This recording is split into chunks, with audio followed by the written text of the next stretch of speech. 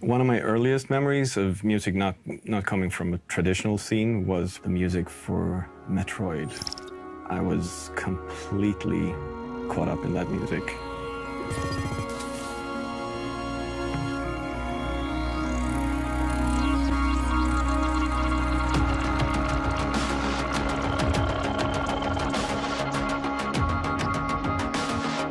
The first game I worked on was called Excessive Speed. We had the first Pentium processors with a small 14-inch CRT screen and Sound Blaster sound card. That was it. Ground Control 2 was, well, we were still a small company, but we had a solid fan base. I felt we need to solidify the trust of the fans. I wanted to give them something more for the people who really liked the music from the first game. I'm still very proud of the music for World in Conflict. I was very lucky to start working close with the writer, and we had a close relationship discussing different characters, giving us a score that was much more married to what was going on in the game. It was half a year before the first E3. That's when I started writing the music, leading us into our first unveiling of the game.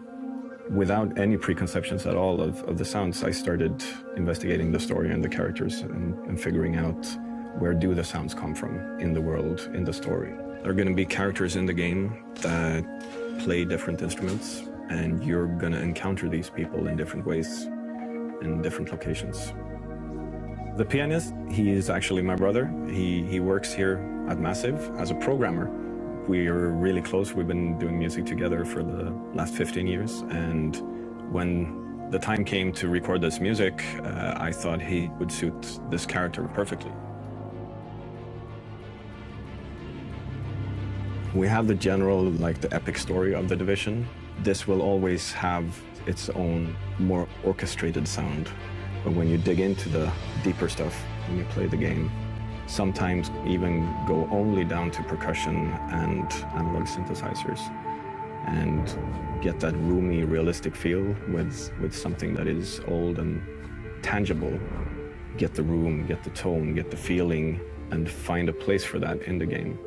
Limitations is the key to invention in anything, really. I find so every single day I create music, it's about limitations. And what happens to people when society breaks down? They go back to their roots. I looked at different kinds of guitars and a lot of instruments that were brought to the US when people still didn't have records and things like that. What is it that we fall back on when we don't have electricity and things like that? That was sort of building the basis of the whole score.